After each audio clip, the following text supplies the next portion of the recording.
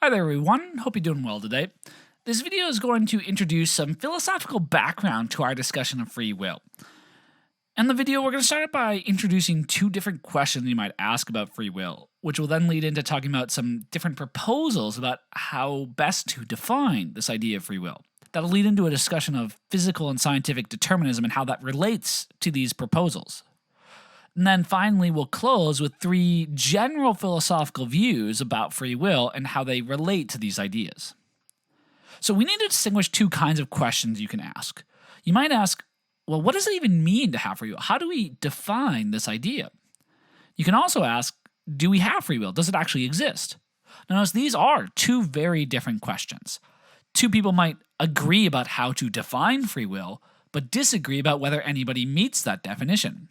Similarly, two people might agree that free will exists, but they might have two very different ideas in mind. They might define this idea very differently from one another. Now, our focus is going to be on discussing some scientific experiments that some scientists have argued give us reason to doubt the existence of free will. But before we can evaluate whether those are good reasons, we need to think very carefully about, well, what it is we're looking for. What does it actually mean to have free will? Because if we don't know what we're looking for, we won't know if there's any good reason to believe that it exists, and we won't know if those scientific experiments actually give us good reason to doubt it. There are roughly three competing ideas about how to define free will. And the author of our textbook, Alfred Mealy, compares us to three grades of gas we can buy. You can buy regular grade gas at the gas station that has the lowest standards. At the mid grade, it's slightly more expensive because it meets slightly higher standards. And the premium grade, the gas meets even higher standards. Similarly, the regular grade analogy of free will have the lowest standards.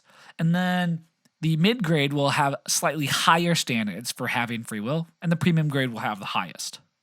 Now remember, believing that one of these is the correct way to define free will doesn't mean you think that free will exists. You could believe that the premium grade definition is the correct definition, but think that nobody ever meets that definition. According to this regular grade account, under what conditions would people be said to have free will? Well, this regular grade definition says people need to meet three conditions. First, when they make their choices, they need to be able to weigh the reasons pro and con, consider the advantages or disadvantages. So, when you chose to go to Tuskegee for university as opposed to somewhere else, or as opposed to just not going to university, you were able to think about some of the pros and cons, how much money it would cost, where it'd be located, is it far away, is it close, what's the area like, how much scholarship money are you going to get, what kind of majors do they offer. Some of these might be pros, some of them might be cons, and you weighed them against one another and compared that to the pros and cons of other colleges or universities you might have gone to. Well, in order for your choice to be free, it's not only that you are able to weigh these pros and cons, but you need to be able to use that reasoning to make your choice. Moreover, it's really important that your choice is free from at least too much external manipulation or force. So we can get a better idea of these conditions by thinking of examples where we might not meet them. So I am able to weigh the pros and cons for a lot of decisions, a lot of choices that I might have, like when I went to school, what job to take, etc. But someone who might be mentally disabled very severely might not have the same kind of understanding. They might not be able to even think about the pros and cons, and so might not be able to weigh them. So they might fail that first condition, at least in some cases. For the second one, though, it's also possible that someone might have the ability to weigh pros and cons, but not be able to use that when making their choices. So they might fail the second condition. Now, this is controversial, but some people think of addiction this way. You might have known a cigarette addict that reasons that it'd be better for them to quit, and maybe they really want to quit. So they've weighed the pros and cons, and they're like, yeah, I need to quit. I want to quit. Let's do that. But then they smoke anyways because they give in to temptation. Their addiction takes over. So their reasoning, they're able to see the benefits of quitting and they want to, but they aren't able to make their choice on the basis of their reasoning. The addiction takes control rather than their reasoning. Now, lastly, for this one about too much external manipulation or force, imagine the following scenario. I'm out for a walk at night and someone comes up to me and pulls a gun on me and says, "Give me your wallet and phone." So I reach into my pocket, I grab my wallet, grab my phone, and I give it to him. I'm still able to weigh the pros and cons here. I can think to myself, you know what? This sucks. One con of giving this stuff away is I'm going to have to call my credit card companies, cancel all those, get a new driver's license. I'm going to have to buy a new phone. That sucks. But one of the advantages is I'm a lot less likely to get hurt. And so because of that, I might say, you know what? I care more. I value my life more than I value my phone. And so I give it over. So it looks like I meet the first two conditions. But a lot of people don't want to say that I gave my phone of my own free will. And you might say this is because my reasons I have, my desires are being manipulated by the force that this person is exerting on me from outside by literally putting a gun to my head. This is why a lot of people want to include this third condition. Say, even if you can reason and use that as a way to make your own choice, that reasoning has to be free from too much external manipulation or force. Now, you might be thinking, wait a minute, how much is too much? That is a really difficult question, and we're going to push it to the side for now so we can just get an idea of what these different proposals are saying. All right, so this view is sometimes known as the reasons responsiveness view, because the idea is someone has free will when their choices are responsive to their own internal reasons or reasoning. All right, now, the mid-grade notion of free will says, yeah, your decisions do need to be responsive to your reasons, but according to this view, that's not enough. You need to have something extra. And they propose that your choices, in order to be free, have to have what Mealy calls deep openness. And the idea here is that your decision has deep openness when you could have made a different choice, even if everything leading up to their choice was identical. So, this morning, I chose to eat eggs for breakfast. Well, was that free? Well, that depends, according to the mid-grade notion of free will, on whether I have deep openness. Was there another choice, like eating Cheerios, pancakes, going out to Dunkin' Donuts to buy donuts? Was there another choice I could have made this morning about what to eat? Even if everything leading up to my choice was exactly the same, even if my mood was the same, even if my hunger was the same, even if I was just as tired, even if I had the same amount of money, even if I had the same amount of time. So it's not that had I gotten up slightly earlier and had more time, I would have driven to Dunkin' Donuts to get food instead. It's that if everything down to the last second before I made this choice was exactly the same, no changes, it's still possible that I might have chosen something else instead. That's what's required for free will on this view.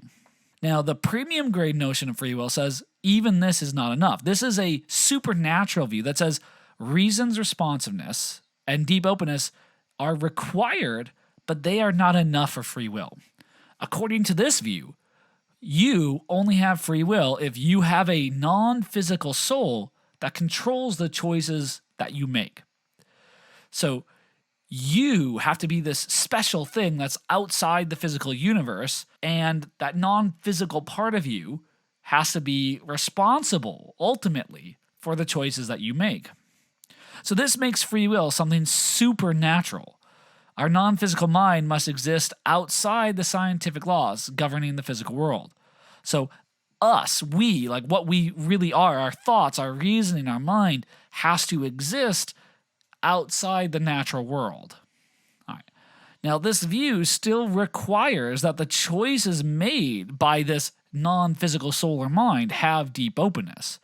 It's just this deep openness doesn't exist in the physical world. It's got to exist in this non-physical mind that you have. Now, it's important to introduce another idea known as determinism. Now, notice the slide here says free will and determinism to talk about the relationship. I didn't phrase this as free will versus determinism like you might sometimes hear. Sometimes people set it up as if the debate is free will on one side, determinism on the other, and these are butting heads.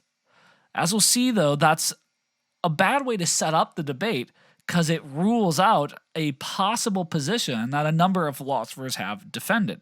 Historically, a lot of debates about free will center around questions about something we might call theological determinism, which is the view that God determines everything that happens in the universe, including everything we do. This idea came up a bit in our dialogue on the problem of evil and the free will defense, Today, most philosophers, though, don't discuss free will in relationship to worries about theological determinism, but instead they talk about what you might call physical or scientific determinism instead. Now, this is a view that a complete description of the universe and a list of all the laws of nature entail all other truths about the universe, including everything about the future, including our choices. So on this idea, it's not whether God determines what you're going to do in the future. Here, the view is about the way the universe is, or the way the universe was, say, 2,000 years ago, plus all of its laws, the laws of gravity, laws of biology, laws of thermodynamics. Those determine everything you do and will do in the future, according to this. Now, to understand the idea of scientific determinism, I like to use two different analogies, or metaphors. The first one is a kind of domino metaphor.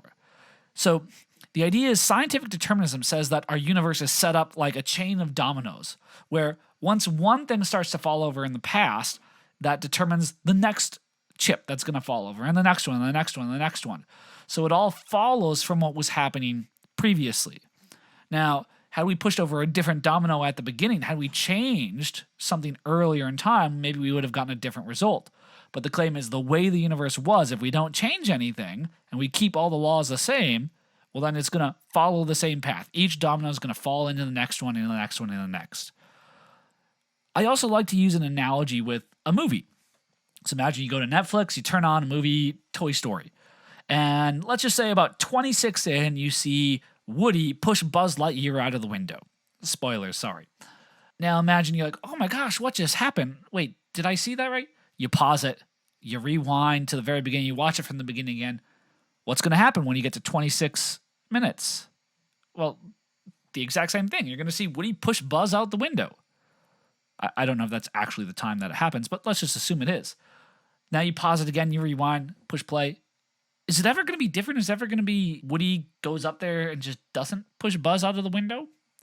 Well, no, because that's the way movies work. That's the way scripts, it's already been recorded. It's already been made.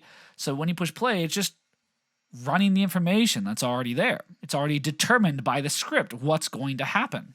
So unless you change the script and re-record things, you're not going to get a different outcome. The idea is the universe is like the script. Right now, I'm choosing to drink a Diet Coke.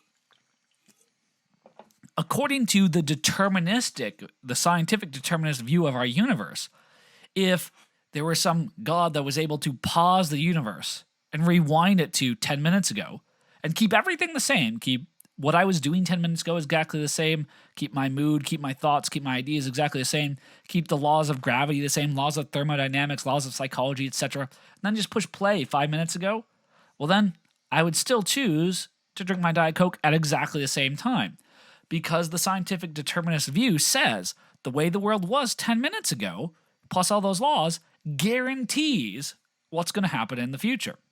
And so if I rewind the universe and I don't mess with anything, I don't mess with the script, I don't change the laws of nature, I don't change what I was doing, then the scientific determinist view says the universe will play out exactly the same. That's how the laws work according to this view. At this point, we might say, well, what's the relationship between free will, this philosophical idea, and this scientific picture of the universe as being determined by past events? Well, one view is what's known as incompatibilism. This is the kind of view that would phrase it as free will versus determinism, because this view sees it as impossible for any decisions to be free if we live in this kind of deterministic universe. On this kind of view, it thinks that if we live in a deterministic universe, we would be at the mercy, we'd be in the control of these physical laws rather than in control of our own decisions. Compatibilism, however, is a view that a lot of philosophers have defended that says, no, it's actually possible that we might live in a universe where the scientific laws act deterministically, but nonetheless, our decisions are free. With all that terminology in the background, we're now able to introduce three philosophical theories about free will. One of them is known as libertarianism, another is hard determinism, and the last known as compatibilism, which you just see in a little bit. So Libertarianism is the view that human beings do have free will, and this rules out determinism. So in other words, the libertarian about free will is going to believe three things. They believe that when you're trying to define free will is going to require deep openness. But they believe that some of our choices really do have deep openness. There are some choices we make where we could have made a different choice, even if everything leading up to that choice had been exactly the same. And so, libertarians must believe that physical determinism is mistaken, because they believe even if everything were the same, the laws of nature, the moment right before you make it, even if the past and laws of nature were the same, you still might have made a different choice. And so the past and the laws of nature can't guarantee that you make one choice rather than another. Now, some people raise a couple worries about this view, and one worry is that this claim that our decisions have this kind of deep openness seems to introduce a kind of randomness. If everything could be exactly the same, my own thoughts, my own reason, my own desires, my own values could be exactly the same, but I choose to go to one school rather than another. Why do I choose one over the other? It looks like there is no explanation. It's just randomness. It's a flip of the coin. It's a roll of the dice. But we can't control random outcomes.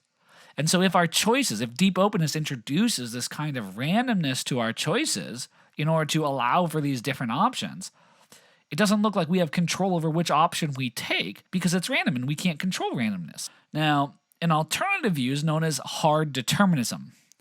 This is the view that physical determinism is true, and this rules out the possibility of free will. So notice, this isn't the same as scientific determinism. Scientific determinism just says this is the kind of universe we live in. Hard determinism takes that scientific view and combines it with a philosophical view about the definition of free will. It says we live in this kind of universe, and free will requires that we don't live in that kind of universe. So in other words, the hard determinist believes three things as well. They believe that deep openness is required for free will. Free will means that we're able to make a different choice, even if everything leading up to that were exactly the same. But they think we live in a deterministic universe, and so none of our choices have this deep openness. And so they conclude that no human beings have free will. I want to point out, notice, the hard determinist and the libertarian agree about the correct way to define free will. They both agree that free will requires that our choices have deep openness. They just disagree about whether any of our choices actually meet that definition. Now, there's two worries that are often brought up for hard determinism.